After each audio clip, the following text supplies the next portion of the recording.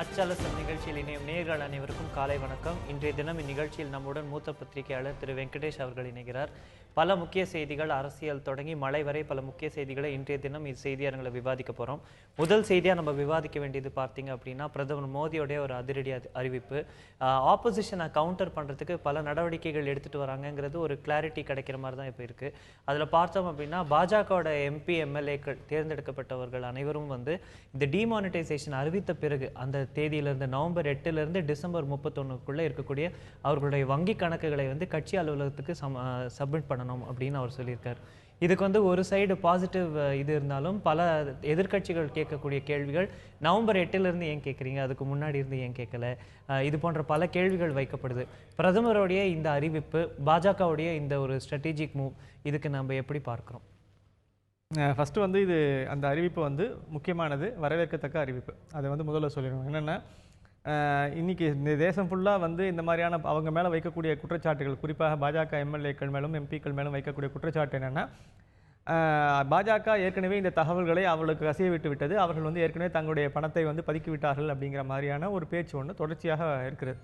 ஒன்று. ரெண்டாவது, அந்த மாதிரியான ஒரு சூழ்நிலை இருக்குமே ஆனால் அது வந்து இந்த மாதிரியான விவரங்களை வெளியிடுவதன் மூலமாக தெரிந்துவிடும் அப்படிங்கிறது ஒன்று. இது வந்து ஒரு ஸ்ட்ரெயிட் ஃபார்வர்டான அதுக்கான ஒரு பதில். ஆனால் இவங்க என்ன கேட்குறாங்கன்னா, நீங்கள் அதுக்கு முன்னாடி ஒரு 6 மாதத்துக்கு முன்னாடி கூட விவரங்களை ஏன் வெளியிடக்கூடாது அப்படின்லாம் கேட்குறாங்க. குறிப்பாக நீங்கள் நவம்பர் 8 தான் இந்த வந்து விஷயம் வெளியே வந்திருக்கு அப்படின்னு வரும்போது, இந்த நடைமுறைக்கு வந்திருக்கு அப்படின்னும் போது இந்த காலகட்டத்தில் என்ன நடந்தது அப்படிங்கிறதுக்காக தான் அவர் குறிப்பாக இந்த மாதிரியான தகவல்களை கேட்குறார். ஒன்று. ரெண்டாவது செய்தி, இதை நான் இன்னொரு வகையிலாக தான் பார்க்குறேன். குறிப்பாக என்னென்னா, இதை வந்து ஒரு நாங்கள் செய்து விட்டோம், நீங்கள் எல்லாம் செய்யுங்கள் அப்படின்னு அடுத்தவங்க மேலே ஒரு அழுத்தத்தை உருவாக்குவதற்கான ஒரு ஒரு உத்தியாக தான் இதை நான் முக்கியமாக பார்க்குறேன். ஏன்னா நீங்கள் பாஜக எம்எல்ஏக்களோ எம்பிக்களோ இதை செய்து விட்டார்களானால் இது கண்டிப்பாக நீங்கள் மற்றவங்க மேலே போடக்கூடிய ஒரு மிகப்பெரிய ப்ரெஷராக இது உருவாகும். அதுவும் சரிதான், அதுவும் தப்பு கிடையாது. ஆனால் நீங்கள் இதுக்கு அப்பாற்பட்டு ஒரு பேச வேண்டிய செய்திகள் தான் முக்கியம். என்னென்னா, இந்த டிமானிட்டைசேஷனை ஒட்டி நீங்கள் இன்னும் பல செய்திகளை செய்யணும். முக்கியமாக இப்போ நீங்கள் வந்து தேர்தல்களுக்கு நீங்கள் தொடர்ச்சியாக இப்போ நடந்திருக்கக்கூடிய எல்லா தேர்தல்களையும் நீங்கள் வந்து பாஜக வென்றிருக்கிறது. வட இந்தியாவில் இந்த மாதிரியான பல தேர்தல்களில் சில தேர்தல்கள் தோல்வியும் அடைந்திருக்கிறது, இடைத்தேர்தல்களில். இந்த மாதிரியான இடங்களில் அவர்கள் பண்ண செலவு என்ன, அவருடைய கட்சிக்கு வந்த பணம் என்ன, அதற்கான ஒரு நடைமுறை என்ன, என்ன விதமான வகையில் அவங்க பணத்தை பெற்றுக்கொண்டார்கள். அப்போ கட்சிக்கு வந்த பணத்தையும் நீங்கள் வந்து நீங்கள் தனிநபர்களுக்கு வந்த பணத்தை வந்து நீங்கள் எப்படி அக்கௌண்ட் பண்ணணும்னு சொல்கிறீங்களோ, நீங்கள் பேங்க் அக்கௌண்ட் காட்டுங்கன்னு சொல்கிறீங்களோ, அதே மாதிரி கட்சிக்கு வந்த பணம் என்ன, அதுக்கான அக்கௌண்ட் என்ன, அதை வந்து எப்படி நீங்கள் வந்து வரவில் வச்சிங்க, என்ன விதமான கணக்கில் நீங்கள் காமிச்சிங்க, அதே போல் கட்சிக்கு இந்த தேர்தல்களுக்காக நீங்கள் பண்ண செலவுகள் என்ன, அதை பற்றி இருக்கக்கூடிய விவரங்களை உங்களால் வெளியிட முடியுமா? இதெல்லாம் தான் நீங்கள் வந்து தொடர்ச்சியாக அடுத்தடுத்து நீங்கள், அதாவது இந்த டிரான்ஸ்பரன்சியை நோக்கிய நம்ம முன்னேற்றம் அப்படின்னு நம்ம பேசுகிறோம். இது இந்த ஹோல் ப்ராசஸே என்னென்னா டிரான்ஸ்பரன்சியை நோக்கி வெளிப்படைத்தன்மையை பற்றி தான் பேசுகிறோம். அப்போது வெளிப்படைத்தன்மை என்பது அங்கேருந்து தான் ஆரம்பிக்கணும். இப்போ யார் அதை முன்னெடுத்து பேசுகிறார்களோ அவர்களே முதலில் நாங்கள் வந்து இப்போ நான் வந்து எங்களுடைய உறுப்பினர்களுடைய கணக்கு வழக்குகளை நான் காண்பிக்கிறோம் அப்படின்னும் போது உங்களுடைய கட்சியுடைய கணக்கு வழக்குகளையும் காண்பியுங்கள், மாநில யூனிட்ஸில் இருக்கக்கூடிய உங்களுடைய கணக்கு வழக்குகளையும் காண்பியுங்கள், தேசிய அளவில் இருக்கக்கூடிய கணக்கு வழக்குகளையும் காண்பிக்க தொடங்கினா ஒன்றும் இல்லை, காண்பிக்கிறதுனா நீங்கள் உங்களுடைய வெப்சைட்டில் போடுங்க. போட்டுட்டீங்கன்னாவே அது வந்து இயல்பாகவே எல்லோருக்கும் நீங்கள் என்ன வாங்கியிருக்கீங்க, என்ன செலவுகள் பண்ணியிருக்கீங்கன்ற விவரங்கள் தெரியும். ஆனால் அதுதான் வந்து பொதுவாகவே டிமானிட்டைசேஷனுக்கு முன்பே கூட இருந்த ஒரு பெரிய கோரிக்கை வந்து நீண்ட காலமாகவே இருந்து வருவது என்னன்னு பார்த்தோம் என்றால், அரசியல் கட்சிகளுக்கு வரக்கூடிய டொனேஷன்ஸ் எப்படிப்பட்டது, அதுவும் நிறைய கேஷ் டொனேஷன்ஸ் வருது அப்படிங்கிறப்போ அதுக்கு சோர்ஸ் தெரியுதா, இது போன்ற பல கேள்விகள் இருக்குது. ஸோ இப்போ வந்து பிரதமருடைய பாஜகவுடைய இந்த அறிவிப்பு, எம்எல்ஏக்கள் எம்பிக்கள் கட்சிக்கு தான், அதாவது வந்து பப்ளிக்காக அதை டிக்ளேர் பண்ணணும் அப்படின்னு இன்னும் ஒரு அறிவிப்பு வந்த பாடு இல்லை, கட்சிக்கு சப்மிட் பண்ணணும்னு சொல்லியிருக்காங்க. ஸோ அப்படி பார்க்கும்போது கட்சிகள் மீது இருக்கக்கூடிய ஒரு பெரிய கேள்வி அது இல்லையா, அவர்களுக்கு இருக்கக்கூடிய சோர்ஸ் ஆஃப் இன்கம் என்ன, டொனேஷன்ஸ் என்ன, அதை வந்து வெளிப்படையாக அவங்க வெளில கொண்டு வருவாங்கங்கிற எதிர்பார்ப்பு இல்லை. நீங்கள் இன்னி வரைக்கும் நீங்கள் பார்த்தீங்கன்னா அவங்க டொனேஷன்ஸை பற்றி, அவங்களுக்கு வாங்கக்கூடிய பல்வேறு விதமான வரக்கூடிய டொனேஷன்ஸ் பற்றி அவங்க விவரங்கள் தெரிவிப்பதில்லை. நீங்கள் ஒரு பெரிய சிக்கல் அங்கே இருக்குது. அதாவது இப்போ நீங்கள் ஒரு உதாரணத்துக்காக சொல்கிறேன், இப்போ 2014 தேர்தல் நடந்தபொழுது நீங்கள் தேசிய அளவில் ஒரு கணக்கு தான் இது வந்து என்னென்னா, கிட்டத்தட்ட காங்கிரஸ் பிஜேபி இதெல்லாம் கணக்கு பண்ணும் என்ன விதமான டொனேஷன்ஸ் பெறப்பட்டது அப்படின்னு பார்த்தீங்கன்னா, காங்கிரஸை விட 3 மடங்கு அதிகமாக பிஜேபிக்கு டொனேஷன்ஸ் வந்திருக்கு அப்படின்னு ஒரு கணக்கு சொல்கிறாங்க. 674 கோடி நம்ம டொனேஷன்ஸ் வந்தது. அப்போ இதுக்கெல்லாம் என்ன கணக்கு இருக்கு அப்படிங்கிறத பற்றிய விவரங்களை அவர்களே வெளியிட்டா ரொம்ப நல்லா இருக்கும் தான் நம்ம சொல்றோம். இந்த கட்சிகளுடைய செலவு கணக்கு வரவு இதெல்லாம் பற்றி விவாதிக்கும் போது இதில் வெளிப்படைத்தன்மை இருக்கா இல்லை அதை எதிர்பார்ப்பதே தவறா அப்படிங்கிற ஒரு சுச்சுவேஷனுக்கு தான் நம்ம வந்துட்டோம். இல்லை, இப்போ எதிர்பார்ப்பது தவறு கிடையாது. நம்ம எதிர்பார்க்கறதுக்கு எல்லா விதமான உரிமைகளும் இருக்கிறது. இல்லை, உரிமை இருக்கு, அதை எக்ஸ்பெக்ட் பண்ணாலும் அது வராது.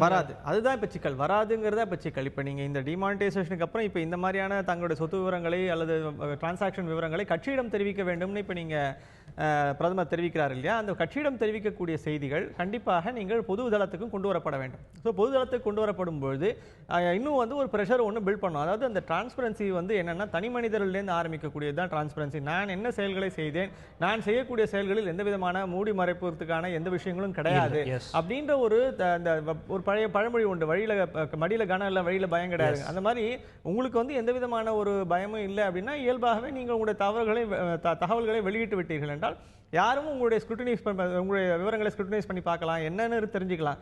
அதனால இதை வந்து ஒரு ஆரம்ப புள்ளியாக எடுத்துக்கொள்வது, இதனுடைய தொடர்ச்சியாக இன்னும் பல்வேறு விதமான வெளிப்படைத்தன்மைக்கான முயற்சிகளை பாஜகவும் சரி அதை தொடர்ச்சியாக பிற கட்சிகளும் எடுத்துக்கொள்வது என்பது ஒரு நல்ல ஆரோக்கியமான போக்காக இருக்கும். இந்த டிமானிட்டைசேஷன் அறிவிப்புக்கு பிறகே நம்ம பார்த்தோம் என்றால் அரசியல் கட்சிகளிடையே வந்து பர்சனல் ஸ்பேட்ஸ் கூட இன்க்ரீஸ் ஆயிருக்குங்கிறத நம்ம பார்க்கிறோம். நாடாளுமன்றத்தில் பேசும்போது கூட முன்னாள் பிரதமர் திரு மன்மோகன் சிங் அவர்கள் வந்து இது ஒரு ஆர்கனைஸ்ட் லூட் போன்ற ரொம்ப கடுமையான வார்த்தைகளை பயன்படுத்துறார்.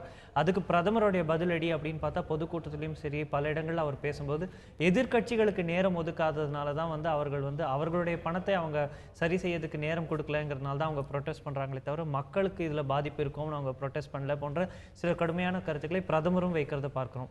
ஸோ அப்படி பார்க்கும்போது இந்த ஒரு ஸ்ட்ராட்டஜிக் மூவ் பாஜகவிடம் இருந்து வரும்பொழுது இது வந்து ஒரு பர்சனல் ஸ்பேட்டா மாறிட்டு வருதோ கட்சிகளுக்கு இடையே, இது ஒரு பொது கருத்து அப்படிங்கிறது இல்லாமல் ஒருவர் தாக்கி பேசிக்கொள்வது இந்த ஜனநாயகத்தில் நம்ம எப்படி பார்க்கிறோம்? ரொம்ப ஒரு வருத்தத்தக்க விஷயம் என்னன்னா, நீங்க ஒரு நாட்டில் நடக்கக்கூடிய ஒரு அரசாங்கம் எடுக்கக்கூடிய ஒரு நடவடிக்கையை தனி மனிதர் சார்ந்து விமர்சனம் பண்ணுவது அப்படிங்கிறது ஏற்றுக்கொள்ளத்தக்கது அல்ல.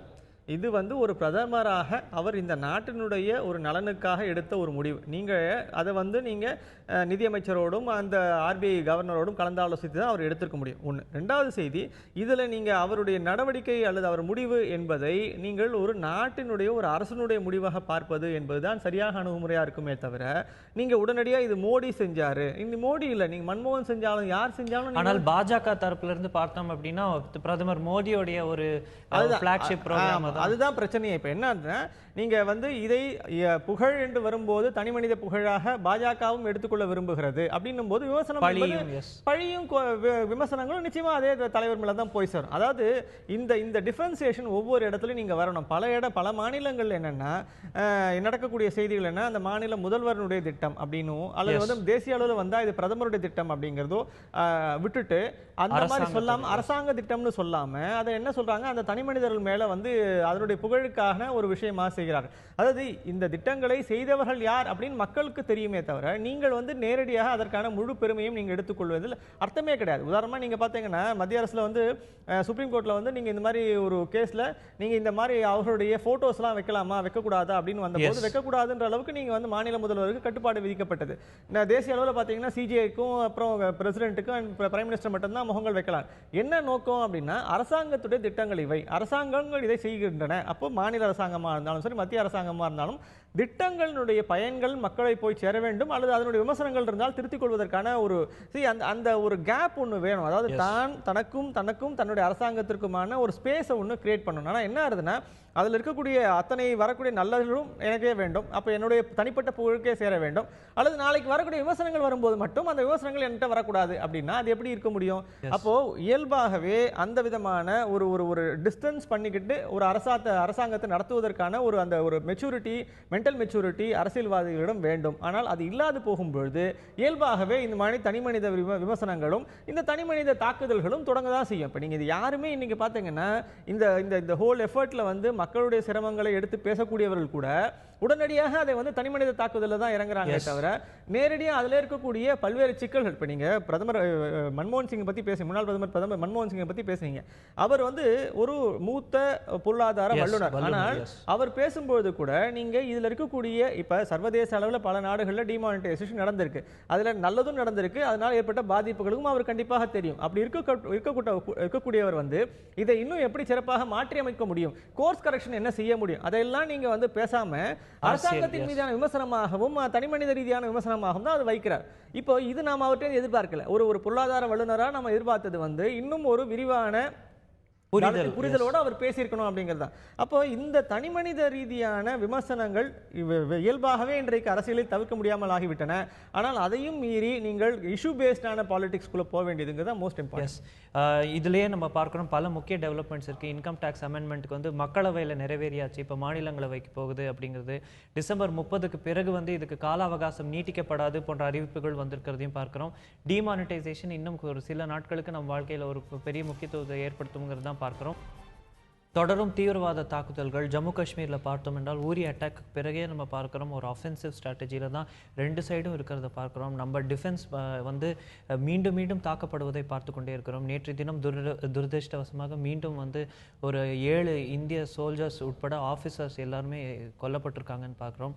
ஆல்மோஸ்ட் ஒரு ஹாஸ்டேஜ் சிச்சுவேஷன். அங்கிருந்த குடும்பங்களை வந்து ஜம்மு அருகே இருந்த ஒரு ஆர்மி பேஸில் குடும்பங்களை வந்து கிட்னாப் பண்ணி அதுக்கெல்லாம் அட்டெம்ப்ட் நடந்திருக்குங்கிறதையும் நம்ம பார்க்குறோம். ஸோ பாகிஸ்தான் தரப்புலேருந்து தொடரும் இந்த தாக்குதல்கள், எல்லை தாண்டிய இந்த பயங்கரவாதம், இதுக்கு வந்து ஒரு தீர்வு இல்லைங்கிறது தான் நம்ம பார்க்குறோமா இப்போதைக்கு? இல்லை, தீர்வு இல்லைன்னு நான் சொல்லவே இல்லை. நான் திருப்பி ஒரே ஒரு விஷயம் தான் பேசிட்டு இருக்கேன். ஒரு பக்கம் நீங்கள் ஒரு டிஃபென்சிவாக நீங்கள் வந்து உங்களுடைய பாதுகாப்பு எல்லையில் இருக்கக்கூடிய நம்முடைய பாதுகாப்பு வீரர்களை அல்லது பாதுகாப்பு அரண்களை இன்னும் அதிகப்படுத்தி கொண்டே போவது என்பது ஒரு ஸ்ட்ராட்டஜி. அந்த ஸ்ட்ராட்டஜியினுடைய ஒரு பகுதியை தான் நம்ம வந்து செஞ்சுட்டு இருக்கோம். அதாவது வந்து இது ரொம்ப முக்கியமான ஸ்ட்ராட்டஜி, நான் இல்லைன்னு சொல்லலை. இப்போ நீங்கள் வந்து அவர்கள் பத்தான்கோட்டோ இல்லை நீங்கள் உரியோ இப்போ நீங்கள் இருக்கக்கூடிய நக்ரோட்டா இந்த மாதிரியான தாக்குதல்கள் தொடர்ச்சியாக இருக்கிறது. அதில் நம்ம வந்து அந்த பதிலடி கொடுக்குறோம் அல்லது தாக்குதலை வந்து நீங்கள் முறியடிக்கிறோம் அல்லது அந்த இடத்துல உரிய பாதுகாப்பை ஏற்படுத்துகிறோம். இதெல்லாம் நம்முடைய இராணுவத்தினர் இயல்பாகவே செய்ய வேண்டிய கட்டாயத்தில் தள்ளப்படுகிறார். நம்முடைய பாதுகாப்பு அரணை இன்னும் மேலும் அதிகப்படுத்துகிறோம். ஆனால் இது வந்து ஒரு டிஃபென்ஸ் லெவலில் தான் நடக்க முடியும். ஆனால் என்னென்னா உண்மையிலேயே நீங்கள் ஸ்ட்ராட்டஜிக் லெவலில் நடக்க வேண்டிய இன்னொரு செய்தி, முக்கியமாக நீங்கள் பாகிஸ்தானோடு பேச்சுவார்த்தை நடத்த வேண்டியது. என்ன சிக்கல் அப்படின்னு கேட்டிங்கன்னா, பாகிஸ்தான் இராணுவத்துக்கும் பாகிஸ்தான் அரசாங்கத்துக்குமே சம்பந்தம் கிடையாது. பாகிஸ்தான் இராணுவம் அவருக்கு தெரிந்த விஷயத்தில் நடந்து கொண்டே இருக்கிறார்களே தவிர அவருடைய அரசாங்கத்தினுடைய கட்டுப்பாட்டில் பார்த்தீங்கன்னா பாகிஸ்தானுடைய இராணுவம் பெரும்பாலும் இல்லை. அப்படி இருக்கக்கூடிய ஒரு சூழ்நிலையில் என்ன நடக்குது அப்படின்னா, நீங்கள் பாகிஸ்தானோட நீங்கள் பேச்சுவார்த்தையை தொடராமல் போகுமே ஆனால், அல்லது இது வந்து நீங்கள் எப்படி புரிஞ்சுக்கணும்னா, நாம் எதிராளியை இப்போ ரியலாக கை தூக்கி விட்டு அவங்களோட நம்ம பேச்சுவார்த்தை நடத்த வேண்டியதாக இருக்குது. என்னென்னா, சர்வதேச அரங்கத்தில் நீங்கள் இப்படி புரிஞ்சுக்கொள்ளுங்க, பாகிஸ்தான் இராணுவம் என்பது தனிமைப்பட்டு கிடக்கிறது, பாகிஸ்தான் அரசியல்வாதிகள் என்பவர்கள் வேறு மாதிரி இருக்கிறார்கள். அப்போ இந்திய அரசாங்கம் என்பது பாகிஸ்தான் அரசாங்கத்தை அவர்களுடைய அந்த முறையில் வந்து அதிகப்படுத்தி அவரிடம் பேச்சுவார்த்தை நடத்தி அவர்களுக்கு ஒரு கிரெடிபிலிட்டியை உருவாக்கி சர்வதேச சமூகத்தில் அவங்களை கொண்டு வரும்போது தான் அவர்களால் அங்கே இருக்கக்கூடிய இராணுவத்தை இதுல நம்ம பார்க்கிறோம். இது வந்து ஒரு 3வது காம்பனண்ட்டை நம்ம மென்ஷன் பண்ணி ஆகணும். இது பாகிஸ்தான் அரசாங்கமோ இல்லை அந்த இராணுவமோ நடத்திய ஒரு தாக்குதல் இல்லை, இது ஒரு எல்லை தாண்டிய பயங்கரவாதம், தீவிரவாத தாக்குதல் தான் இது அப்படின்னு பார்க்கிறோம். பாகிஸ்தான் ஆக்கிபைட் காஷ்மீரையும் பாகிஸ்தானில் இருந்து தீவிரவாதிகள் இங்கே வந்து தாக்குதல் நடத்துறத பார்க்கிறோம். ஸோ இதன் மீது அவர்கள் எடுக்க வேண்டிய நடவடிக்கைகள் என்ன? அதாவது இப்போ நீங்கள் இது வந்து நடத்துவது என்பது பாகிஸ்தான் இராணுவம் அல்ல, பாகிஸ்தான் அரசு அல்ல, ஆனால் அவர்களுடைய பின்னணியில் இருந்து அவர்களுடைய உதவிகளை பெற்றுக்கொண்டு செயல்படக்கூடிய இயக்கங்கள். இப்போ கொஸ்டினே என்னன்னா, இப்போ பாகிஸ்தான் இராணுவத்தை இதை வந்து அவங்க தான் இவங்க எல்லாருக்கும் வந்து ட்ரெயின் பண்ணுறதா சொல்கிறாங்க, ஃபண்ட் பண்ணுறதா சொல்கிறாங்க, இது எல்லாமே நடந்து கொண்டு இருக்கிறது. அப்போது இவர்கள் இந்த ஃபண்டிங்கையோ இந்த ட்ரைனிங்கையோ நிறுத்தணும், இவர்களுடைய உற்பத்தி இவருடைய வந்து இந்த மாதிரியான மூமெண்ட்டுக்கு வந்து ஒரு தடையை ஏற்படுத்த வேண்டும் என்றால் அது பாகிஸ்தானுடைய இராணுவத்தை நாம் வந்து நம்முடைய கட்டுப்பாட்டுக்குள் கொண்டு வர வேண்டும். நம்முடைய சர்வதேச ரீதியான ஒரு பேச்சுவார்த்தைக்குள்ளே கொண்டு வந்து அவர்களையும் இதில் இருக்கக்கூடிய நியாயத்தை ஏற்றுக்கொள்ள வைக்கிறது தான் நம்முடைய முயற்சியாக இருக்குமே தான். அதுதான் ஸ்ட்ராட்டஜிக் லெவல் மூவ்மெண்ட் ஆகணும். அப்போது இராணுவ ரீதியாக நம்ம தடுப்பு என்பது வேறு, ஆனால் நீங்கள் அதுக்கு அப்பாற்பட்டு நம்ம திருப்பி பேச்சுவார்த்தையை கொண்டு வந்து அவர்களை இதில் இருக்கக்கூடிய சிக்கல், அதாவது இப்போ நாம மட்டும் இந்த ப்ரெஷர் போட்டால் பத்தாது. நீங்கள் அமெரிக்கா மாதிரி பெரிய நாடுகள் அதுக்கான பல முயற்சிகள் தான் நம்ம செய்தோம் நம்ம பார்க்கிறோம். இதுக்கு முன்பு இப்ப பேச்சுவார்த்தைகள் நடக்கல அப்படிங்கிற ஒரு சிச்சுவேஷன் இருந்தாலுமே இதற்கு முன்பு இந்த அரசாங்கம் பதவியேற்ற பிறகே கூட நம்ம பார்த்திருக்கோம் பல முறை வந்து பேச்சுவார்த்தைகள் நடந்திருக்கு. பேச்சுவார்த்தைகளுக்கான அடுத்த கட்ட நடவடிக்கைகள் பத்தி விவாதிச்சிருக்கிறோம். அதுக்கு மட்டும் இல்லாம இன்டர்நேஷனல் ஐசோலேஷன் இது போன்ற பல விஷயங்கள் செய்தும் ஒரு சர்ஜிக்கல் அட்டாக் போன்ற ஒரு பெரிய விஷயங்களை செய்த பிறகும் கூட இப்படி தொடர் தாக்குதல்கள் நடக்குது அப்படிங்கிறப்போ இதை நம்ம எப்படி எடுத்து இல்ல என்னன்னா நீங்க அந்த அந்த ஒரு வளர்த்து அந்த ஒரு மாதிரி செடி கள்ளி செடின்னு சொல்றோம்ல அது பெருசா வளர்த்து விட்டுட்டோம். அப்ப நீங்க வந்து நீங்க அவர்களை வந்து நீங்க வெட்ட வெட்ட வெட்ட நீங்க வேற வேற இடத்துல முளைச்சிட்டே இருக்காங்க. ஒரு இயக்கத்தினுடைய ஒரு பகுதிகளில் நீங்க வந்து நீங்க ஏதோ ஒரு விதமான சமாதானத்தை உருவாக்குறீங்க இல்ல எதிர்த்தாக்குதல் செய்றீங்க முறியடிக்கிறீங்கன்னா வேற ஒரு இடத்துல நீங்க பாத்தீங்கன்னா நமக்கு இப்ப காஷ்மீர்ல இருக்கக்கூடிய பல்வேறு பகுதிகள் நம்ம தமிழ்நாட்டில் இருக்கக்கூடிய பல பேருக்கு இப்ப பேர் தெரியாத அளவுக்கு ஆயிப்போச்சுன்னா உண்மையிலே பாத்தீங்கன்னா அந்தந்த இடங்கள்ல அந்த பார்டர் பிளேசஸ் எல்லாத்துலயுமே இந்த மாதிரியான பாதிப்புகள் தொடர்ச்சியா இருந்து கொண்டே இருக்கு. அப்போ அந்த ஒரு காஷ்மீரை மையப்படுத்தி உருவாக்கப்பட்ட தீவிரவாதம் தீவிரவாதிகள் என்பவர்கள் அது ரொம்ப கமிட்டடா இருக்காங்க. இப்ப அந்த அந்த அந்த கமிட்மெண்ட்டுக்கு பின்னாடி வந்து ஒண்ணுமே கிடையாது. ஒரு பெரிய அரசியல் தான் இருக்கு. அதுக்கு பின்னாடி ஒரு பெரிய ஒரு என்ன சொல்றது ஒரு சமாதானம் இல்லை அப்படின்னும் பொழுது நாம 2-3 காரியங்கள் பண்ணணும். ஒண்ணு காஷ்மீர் தரப்புல காஷ்மீர்ல இருக்கக்கூடிய பிரிவினைவாத இயக்கங்களோட கூட நம்ம வந்து ராஜ்நாத் சிங் பேசுறேன்னு சொன்னாரு, மெஹபூபா பேசுறேன்னு சொன்னாங்க. இந்த விதமான டயலாக நம்ம உள்ளூருக்குள்ள இந்தியாக்குள்ள நம்ம உருவாக்குறது ஒரு பகுதி, சர்வதேச அளவுல டயலாக் என்பது பாகிஸ்தானோடு உருவாக்க வேண்டிய டயலாக். இந்த 2 டயலாக் மூலமா மட்டும்தான் நீங்க 2 பக்கத்துல இருக்கக்கூடிய இந்த மாதிரியான ஒரு ஏதோ வருத்தம் ஒன்று தொடர்ச்சியாக இருந்து கொண்டே இருக்குது. அதாவது குறிப்பா நீங்க காஷ்மீருக்குள்ள இருக்கக்கூடிய வருத்தங்கள் என்ன, எங்களுக்கு போதிய என்ன சொல்றது ஒரு கல்வி வசதி இல்லை, பொருளாதார வசதி இல்லை, முன்னேற்றம் இல்லை, இதெல்லாம் நீங்க சொல்றீங்க அப்படின்னா அதையெல்லாம் நீங்க கொடுத்து அவர்களை எப்படி மேம்படுத்த முடியும் என்பது இப்ப அங்க அமைஞ்சிருக்கக்கூடிய அரசாங்கத்தினுடைய பொறுப்பு. அதை வந்து மத்திய அரசோடு இணைஞ்சு தான் இன்னைக்கு செய்ய போறாங்க. அப்போ அங்க இருக்கக்கூடிய பிரிவினைவாத இயக்க தலைவர்கள் எல்லாம் ஒருங்கிணைச்சு பேச வேண்டியது இவங்களுடைய பொறுப்பு. நம் இந்தியாவுடைய தரப்புல இருந்து பேச வேண்டியது பாகிஸ்தானிடம் பேச வேண்டியது என்ன, இது சர்வதேச அழுத்தத்தின் மூலமாகவும் இயல்பாகவே அவர்களுடைய தேவைகளை நாம் எவ்வளவு தூரம் நாம வந்து சர்வதேச அளவில் நம்ம அழுத்தம் கொடுத்து மாத்திரம் அப்படிங்கிறதுல இருந்து தான் நீங்க வந்து அந்த டயலாகும் கொண்டு வர முடியும். இது இந்த 2 டயலாகும் நடக்கலைன்னா இங்க இந்த இவர்கள் எல்லாம் பகடைக்காய்கள் ஒரு லெவல்ல பாத்தீங்கன்னா இவெல்லாம் இந்த ஃபுட் சோல்ஜர்ஸ் சொல்றேன்ல, இந்த ஃபுட் சோல்ஜர்ஸ் எல்லாரையும் வந்து உற்பத்தி செய்வது என்பது உற்பத்தி செய்ய இடத்திலேயே நம்ம நிறுத்தணும் அப்படிங்கிறது தான் நம்முடைய கவனமா இருக்கு. எஸ், ஒரு கடுமையான கண்டனத்துக்கு உட்பட்ட இந்த சம்பவம் நடந்த நேற்றைய தினம் பார்த்தா வேற ஒரு முக்கியத்துவம் பெறுது. பாகிஸ்தானுக்கு வந்து புது ஆர்மி சீஃப் அவர் பதவியேற்ற தினத்துல தான் இது நடக்குது அப்படிங்க பாக்குறோம். புது ஆர்மி சீஃப் யாருன்னு பார்த்தா அவருக்கு வந்து பாகிஸ்தான் ஆக்கியபைட் காஷ்மீர்ல எக்ஸ்பீரியன்ஸ் உள்ள ஒரு ஆர்மி லீடரா அவர் இருக்கிறதையும் பார்க்கிறோம். ஸோ அவருடைய கருத்துக்கள் அப்படின்னு பார்த்தோம் என்றால் அவர் வந்து எல்லையில் இருக்கக்கூடிய டென்ஷன்ஸை குறைப்பதற்கான முயற்சிகள் எடுப்போம் அப்படின்னு அவர் சொல்லியிருக்காரு. இது வந்து பதவியேற்ற தினத்தந்து ஒரு பொறுப்பான பேச்சு அப்படின்னு மட்டும் பார்த்துட முடியுமா, இல்லைனா உண்மையிலேயே அவர் தரப்புல இருந்து எக்ஸ்ட்ரா நடவடிக்கைகள் புதுசா ஏதாவது நடக்கும்? ஏன்னா அதே சமயம் வந்து நம்ம பார்த்தோம் அப்படின்னா ஒரு கவுண்டர் ஆஃபென்சிவ் மாதிரியும் அவங்க பேசியிருக்காங்க. எங்களுடைய பொறுமையை வந்து இந்தியா வந்து தவறுதலாக மதிப்பிடக்கூடாது அப்படி போன்ற நம்மளுக்கு ஒரு எச்சரிக்கை விடும் விதத்திலையும் அவர்கள் பேசியிருக்கிறத பார்க்கிறோம்.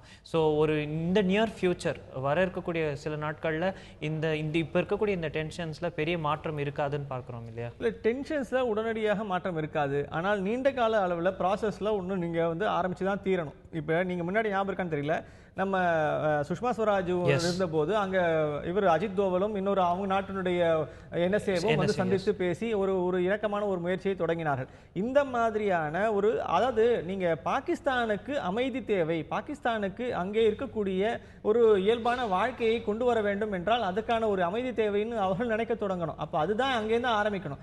அவங்க நாட்டு அரசியல் எப்படி இருக்குன்னா இந்தியாவை முழுமையாக குற்றம் சாட்டிக் கொண்டே இந்தியாவு மேல நடத்தக்கூடிய தாக்குதல்களை மையப்படுத்தியே ஒரு அரசியலை அந்த நாட்டில் செய்து கொண்டே இருக்கிறார். அப்போ அந்த நாட்டு அரசியல்வாதிகளுக்கு இருக்கக்கூடிய கவனம் முழுதும் இந்தியா ஒரு எதிரி நாடாக கட்டமைப்பதில் அவர்களுக்கு ஒரு பெரிய பங்கு இருக்கிறது. அதை வந்து செய்வதற்கான ஒரு முயற்சியை தான் அவங்க ஒரு பெரிய போராட்டமாக நினைத்துக் கொண்டிருக்கிறார். பிரச்சனை என்னன்னா அந்த ஹோல் ப்ராசஸ்னால நீங்க அந்த நாட்டுடைய பொருளாதாரம் இழந்து போயிருக்கிறது, அந்த நாட்டுடைய வளர்ச்சி பாதிக்கப்பட்டிருக்கிறது, சர்வதேச நாடுகளிடம் ஏராளமாக கடன் பெற்றிருக்கிறார்கள். இதெல்லாமே நீங்க வந்து அவர்களுக்கு புரிய வைக்க வேண்டிய தேவை ஒன்று இருக்கிறது. இதனால் நீங்கள் வந்து உங்களுடைய பொருளாதாரத்தை இழந்து கொண்டிருக்கிறீர்கள் அப்படின்னு அவங்களுக்கே ஒரு பெரிய விழிப்புணர்வை ஏற்படுத்த வேண்டிய ஒரு தேவை ஒன்று இருக்கு. இது ஏற்படுமா ஏற்படாதா என்பது பெரிய அந்த விழிப்புணர்வு இருந்தாலுமே கூட அரசியல் காரணங்களுக்காக இது தொடருங்கிற ஒரு விஷயத்தையும் தான் நம்ம பார்க்கிறோம். இந்தியாவோடு இருக்கக்கூடிய இந்த மோதல் போக்கு என்பதை கடந்த 60 ஆண்டுகளாக 66 ஆண்டுகளாக நம்ம பார்த்து கொண்டே இருக்கிறோம்.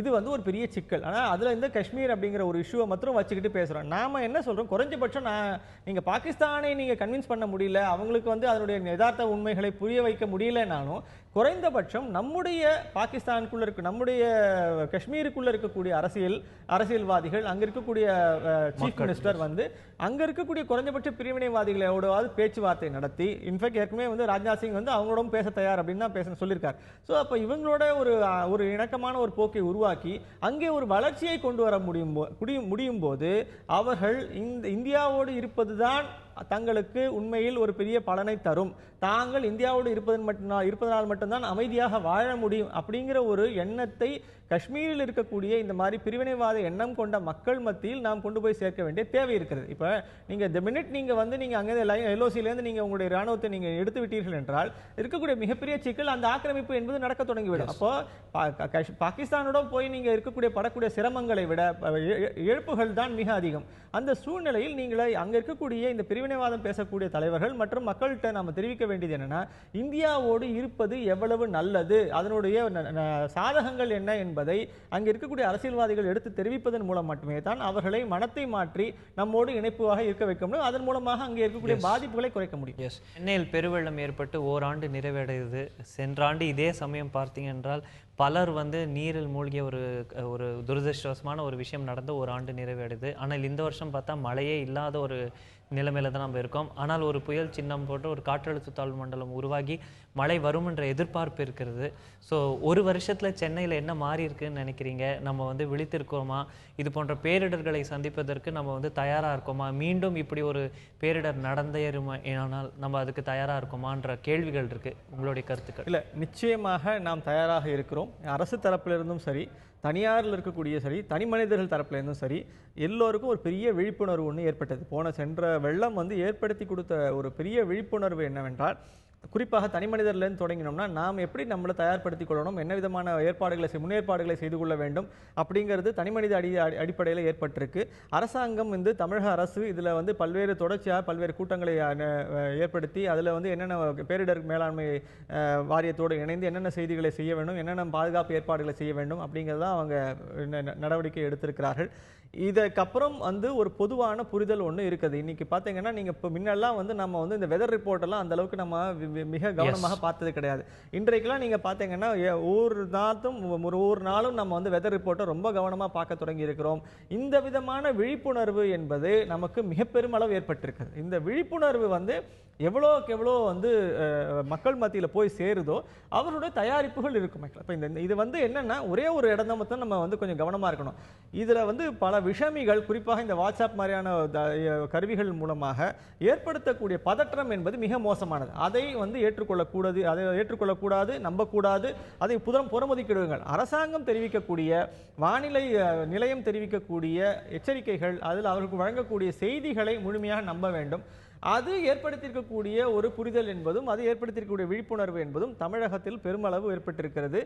குறிப்பாக சென்னை மாநகருக்கு நிறையவே ஏற்பட்டிருக்கிறது. சென்னை நகர மக்கள் உண்மையிலே இந்த தரம் பார்த்தீங்கன்னா மழைக்காக காத்து கொண்டிருக்கிறார்கள், அல்லது இன்னும் ஒரு எதிர்பார்ப்போடவே காத்து கொண்டிருக்கிறார்கள், தங்களுடைய தயாரிப்போட காத்து கொண்டிருக்கிறார்கள். நம்ம இதில் பார்க்க வேண்டியது, முக்கியமாக புரிந்துக்க வேண்டியது என்னன்னா, பெருமளவுக்கு வெள்ளம் ஏற்பட்டதுக்கு காரணம் அப்படிங்கிறது பிளாஸ்டிக் கழிவுகள் தொடங்கி ஏரி குளம் குட்டைகள் நீர் தூர்வாரப்படாதது, மழை நீர் வடிகால் வந்து சரியில்லாமல் இருந்தது, அது போன்ற விஷயங்கள். இதிலெல்லாம் பெரிய மாற்றம் வந்திருக்கு நம்ம பார்க்கிறோமா? ஏன்னா ஒரு தரப்பு வந்து அரசாங்கம் வேலை செய்திருக்கு அப்படின்னு சொன்னாலுமே கூட இன்னொரு தரப்புல இருந்து குற்றச்சாட்டுகள் தொடர்ந்து வைக்கப்பட்டு தான் இருக்கு.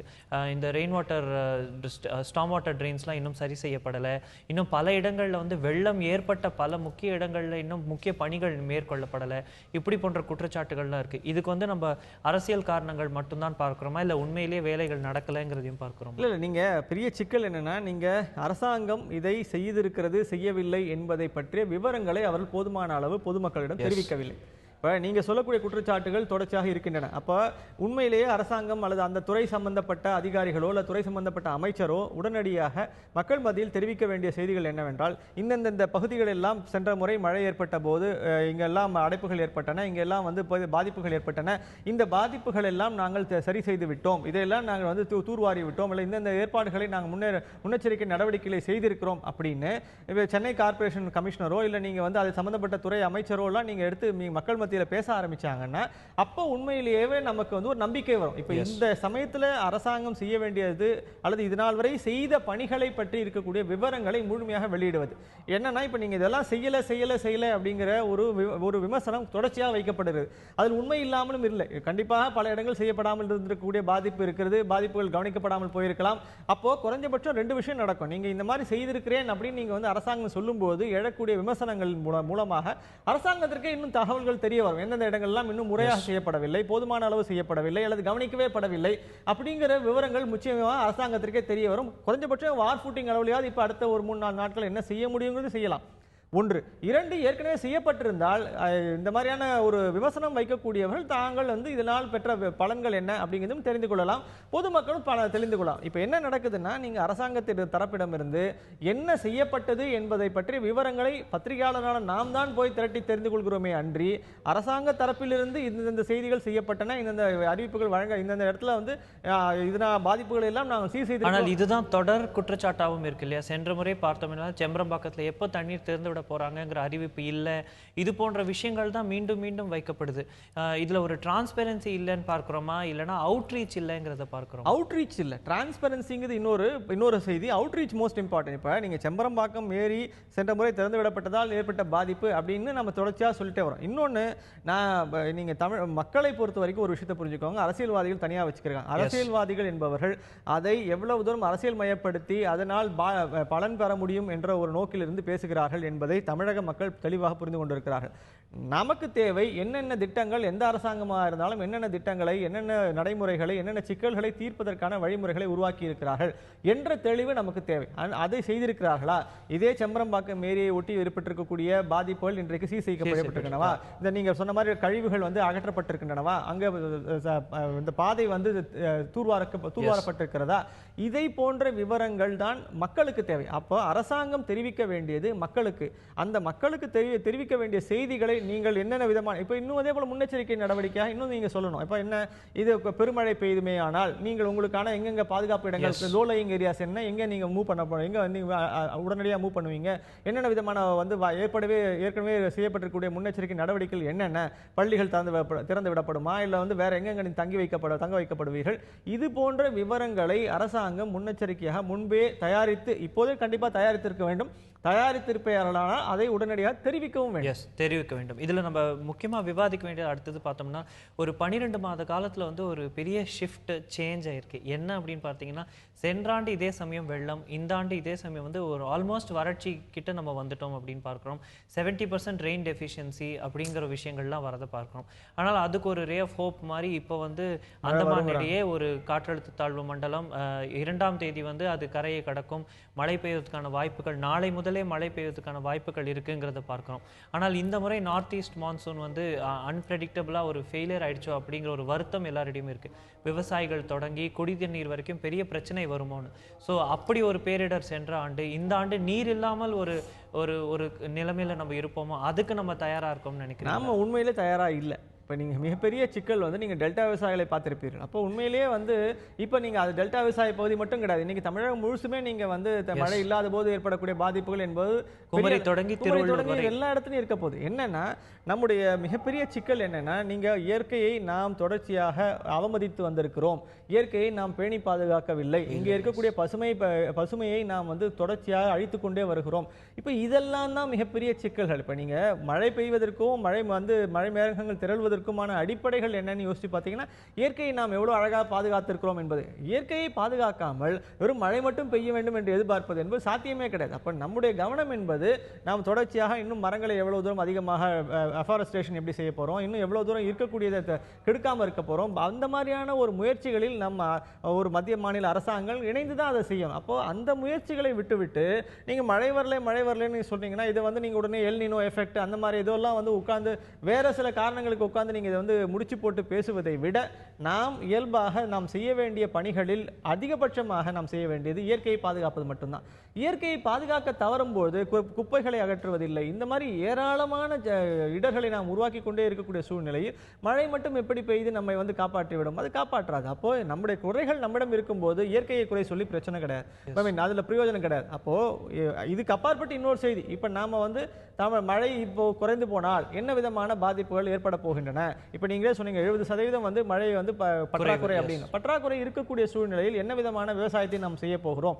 என்ன விதமான மாற்று வாழ்க்கை முறைகள் அவர்களுக்கு சொல்லிக் கொடுக்க போகிறோம்? என்ன விதமான புதிய பயிர்களை அறிமுகப்படுத்த போகிறோம்? இது போன்ற ஒரு தொலைநோக்கோடு அடுத்த 6 மாதம் அடுத்த 4 மாதத்துக்கு நாம் சந்திக்கக்கூடிய மிகப்பெரிய பிரச்சனை இருக்குது.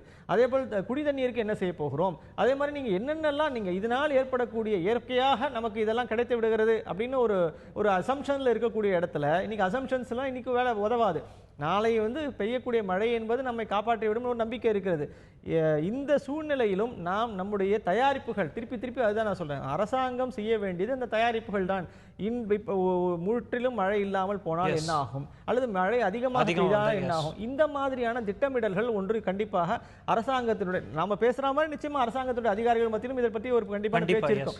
அவர்கள் என்ன தயாரிப்புகளை செய்திருக்கிறார்கள் என்பதை மக்களோடு பகிர்ந்து கொள்ள வேண்டும். அப்போ அதுதான் ஒரு டிரான்ஸ்பரன்சி, அதுதான் ஒரு பெரிய நம்பிக்கையை ஏற்படுத்தக்கூடிய விஷயமாக இருக்கும்.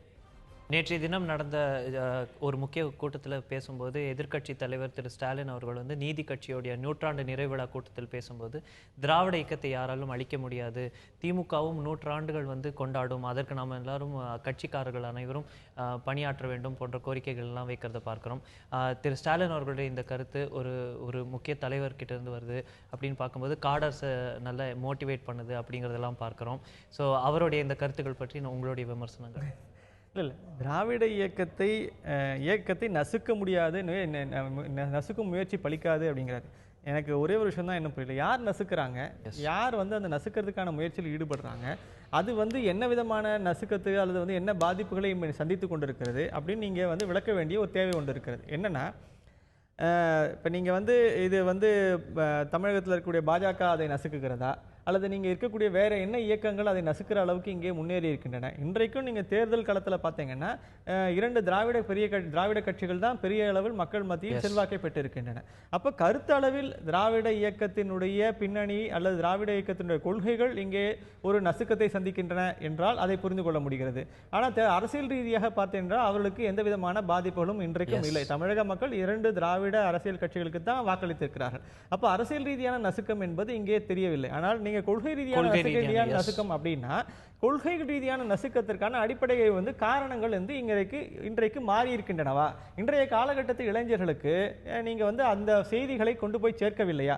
ஒன்று, கொள்கை ரீதியாக அவர்கள் சென்று சேர்க்க வேண்டிய செய்திகள், குறிப்பாக நீங்க சுயமரியாதை இயக்கமாகட்டும் அல்லது சாதி மறுப்பு திருமணமாகட்டும் அல்லது நீங்க இருக்கக்கூடிய இந்த மாதிரி கடவுள் மறுப்பு கொள்கையாகட்டும், இது மாதிரி திராவிட இயக்கம் தன்னை வளர்த்து கொண்ட அந்த அடிப்படை கொள்கைகளை இன்றைய இளைஞர்கள் மத்தியில் கொண்டு போய் சேர்ப்பதில் ஏதேனும் தொய்வு இருக்கிறதா? இதை பற்றி நாம் யோசிக்க வேண்டிய கட்டாயம் ஒன்று இருக்குது. ஒன்று.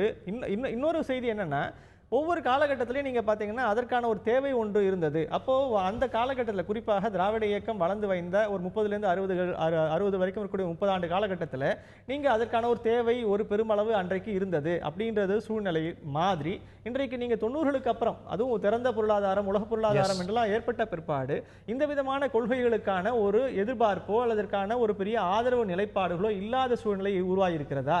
ஒன்று. அதே போல இதே மாதிரியான பாதிப்பை இன்னொரு இடம் சந்தித்திருக்கிறது. இப்ப நீங்க பார்த்தா இடதுசாரி இயக்கங்கள் பார்த்தீங்கன்னா அதே அளவுக்கு இன்னைக்கு தேசிய அளவில் அதற்கான ஒரு செல்வாக்கும் பெருமளவு சரிந்திருக்கிறது.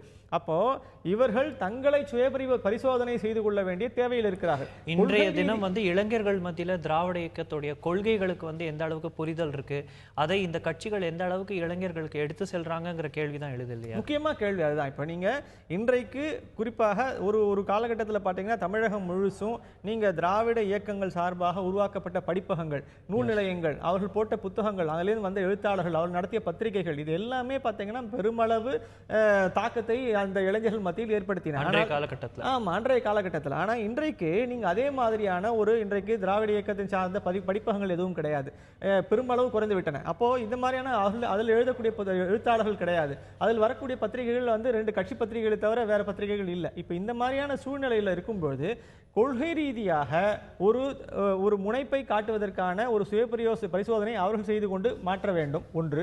இன்னொன்று, அதற்கான ஒரு சமூக தேவை இன்றைக்கு ஏற்பட்டு இருக்கிறதா, இன்றைக்கு அந்த சமூக தேவை இன்னும் தொடர்ச்சியாக இருக்கிறதா அப்படிங்கிறது ஒரு கேள்வி. இன்றைக்கு சமூக தேவைகள் முற்றிலும் மாறுபட்டு இன்றைக்கு அவர்கள் தனிமனித இளைஞர்களாக தனி மனிதர்களாக தங்களுடைய எதிர்காலத்தை நோக்கி போய் கொண்டிருக்கக்கூடிய இளைஞர்கள் இன்றைக்கு எந்த விதமான ஒரு குழுவான இணைந்து ஒரு கொள்கை ரீதியான சார்ந்த அமைப்புகளில் இணைந்து பணியாற்றக்கூடிய தன்மை இன்றைக்கு பெருமளவு குறைந்துவிட்ட நிலையில் இப்ப நீங்க இந்த மாதிரியான கொள்கைகளை பேசுவதற்கோ அதற்கான ஒரு வாய்ப்பே இன்றைக்கு இல்லை. நீங்க ஒரு கூட்டம் போட்டீங்கன்னா அன்னைக்கு நீங்க லட்சக்கணக்கான பேர் திரண்ட காலகட்டம் ஒன்று உண்டு, ஆயிரக்கணக்கான பேர் திரண்ட காலகட்டம் உண்டு. இன்றைக்கு நீங்க கூட்டம் போட்டா 100 பேர் கூட வரமாட்டேங்கிறாங்க அப்படிங்கிறது தான் இயல்பான உண்மை. அப்போ இந்த செய்திகளிலிருந்து நாம் பெறக்கூடிய உண்மை என்ன, அதை நாம் எப்படி வந்து புதிய மாற்று வழிகளின் மூலமாக அதே கொள்கையை கொண்டு போய் சேர்க்க முடியுமா? அப்போ இந்த நசுக்கம்னு பேசும்போது ஒன்று கொள்கை ரீதியாக வேறு கொள்கைகள் இங்கே வந்து நசுக்குகின்றனவா என்று யோசிக்க வேண்டும், அல்லது நீங்கள் போய் உண்மையாவே இளைஞரிடம் சேரவில்லையா என்பதையும் புரிந்து மாடர்ன் ஸ்ட்ராட்டஜிஸ் என்னவா இருக்க போகுதுங்கிறதையும் நம்ம பார்க்க வேண்டிய ஒரு கட்டாயத்துக்கு இருக்கு. திரு ஸ்டாலின் அவர்களுடைய வேறு சில முக்கியமான கருத்துக்கள் அப்படின்னு பார்த்தோம்னா திட்டங்கள் சார்ந்த அரசியல் சார்ந்த கருத்துக்கள் அப்படின்னு பார்த்தா மெட்ரோ ரயில் திட்டத்தை வந்து தமிழக அரசாங்கம் வந்து தனியார் மயமாக்குவதை கைவிட வேண்டும், ஒரு அரசாங்கத்துடைய பொறுப்பு மக்களுக்கு வந்து டிரான்ஸ்போர்ட்டேஷன் கொடுப்பது என்பது. ஸோ அது ஒரு விஷயம் பார்க்கிறோம். அடுத்தது வந்து வைஸ் சான்சலர்ஸோடைய அப்பாயின்மெண்ட்ல அவர் வைத்திருக்கக்கூடிய முக்கிய கருத்துக்கள், இது எல்லாமே அவர் மட்டும் இல்லை பல எதிர்க்கட்சி எல்லாருமே வைக்கக்கூடிய முக்கிய கருத்துக்களாகவும் நம்ம பார்க்கிறோம். அப்படி இருக்கும்போது இதுக்கு தமிழக அரசு தரப்புல இருந்து இது வரைக்கும் பதில் வரலைங்கிறதையும் நம்ம பார்க்கிறோம். இது நேற்றைய தினம் மட்டும் வைக்கப்படலை, தொடர்ந்து வைக்கப்பட்டு வரக்கூடிய குற்றச்சாட்டுகள். இதை நம்ம எப்படி எடுத்துக்கிறோம்? இல்லை, உண்மையிலேயே நீங்கள் இந்த வைஸ் சான்சலர்ஸ் துணைவேந்தர்கள் விஷயம் வந்து மிக முக்கியமான விஷயம். ஏன்னா நீங்கள் குறிப்பாக சென்னை பல்கலைக்கழகம் மற்றும் அண்ணா பல்கலைக்கழகம் 2 முக்கியமான பல்கலைக்கழகங்கள்.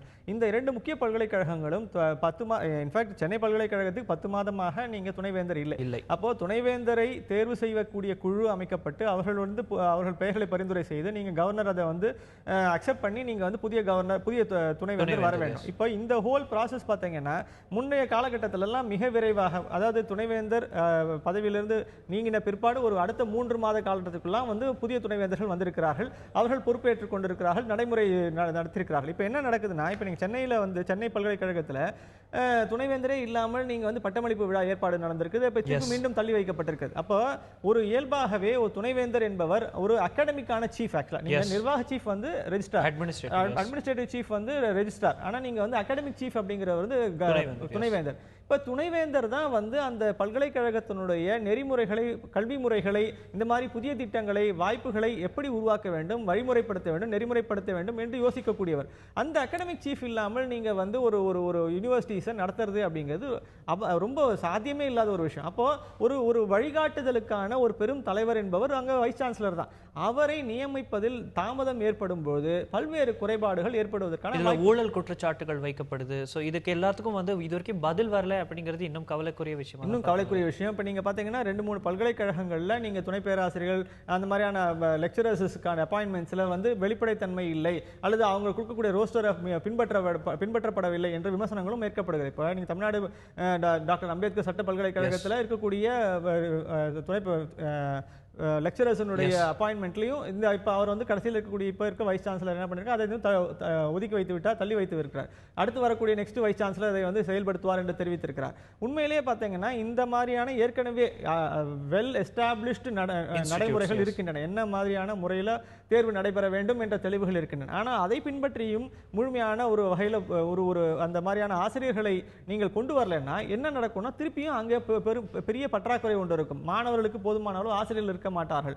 அப்போ அவர்களுக்கான இருக்கக்கூடிய ஆசிரியர்கள் மேல் பணிச்சுமை அதிகமாகும். அதே மாதிரி நீங்க மாணவர்களுக்கு போதிய அளவு கல்வி வழங்கப்படாது. இதெல்லாம் வந்து ஒரு தொடர்ச்சியான ஒரு பாதிப்புகள். அப்போ வேற எதுல நீங்க கவனம் செலுத்துறீங்களோ இல்லையோ, குறைஞ்சபட்சம் கல்வியில, குறிப்பா நீங்க பள்ளி கல்வியிலும் சரி உயர்கல்வியிலையும் என்ன விதமான ஒரு தேக்கமும் இல்லாமல் அதுல நிர்வாக ரீதியாக செய்யப்பட வேண்டிய உண்மையான பதவிகளை கொடுத்து அதை வந்து நீங்க அவளை செயல்படுத்துகிறதுக்கான ஒரு முழு முயற்சியை நீங்க ஏற்படுத்த வேண்டும்.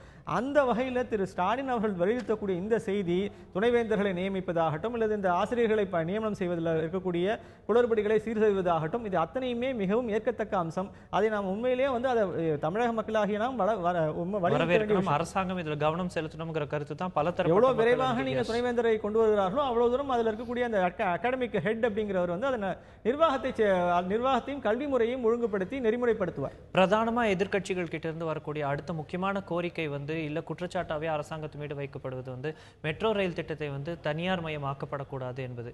இதுல இருக்கக்கூட பாசிட்டிவ்ஸ் நெகட்டிவ்ஸ் எடுத்து பேசினோம் என்னால்.